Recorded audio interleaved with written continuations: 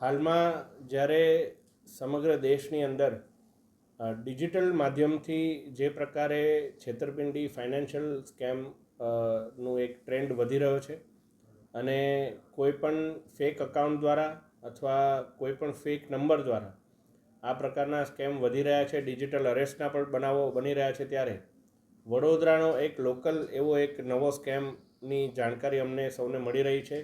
આ વડોદરાના નગરજનો માટે ખૂબ મહત્ત્વનું છે કે તેઓ જાણે કે હાલમાં વડોદરા ગેસ લિમિટેડના નામથી આપને ફોન આવી શકે છે, મેસેજ આવી શકે છે કે આપનું બિલ આટલું બાકી છે અને આ બિલ ઉપર આપ આટલી કાર્યવાહી કરો, બાકી આપનું કનેક્શન કટ કરવામાં આવશે. જ્યારે નાગરિકોને એમને પૂછવામાં આવે કે મારું તો બિલ ભરાઈ ગયું છે, તો એમને એવી લિંક મોકલવામાં આવે કે આ લિંક પર આપ ક્લિક કરો એટલે આપને આપના બિલની જાણકારી મળશે અને જો ફરી એકવાર ભરાયું હશે તો આપને એ રિફંડ આવી જશે.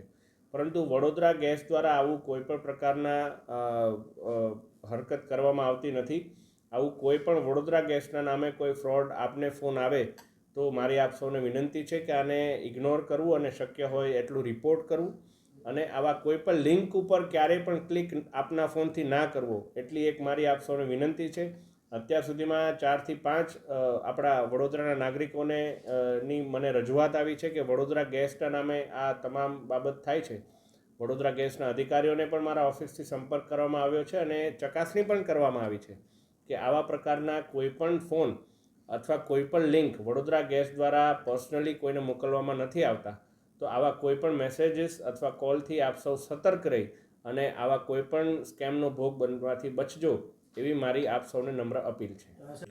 જી ચોક્કસ, આ બાબતે 2-3 એવા સામાન્ય પરિવારના જ અમારી પાસે કિસ્સા બહાર આવ્યા છે અને એમણે પોલીસ વિભાગનો પણ સંપર્ક કરેલો છે.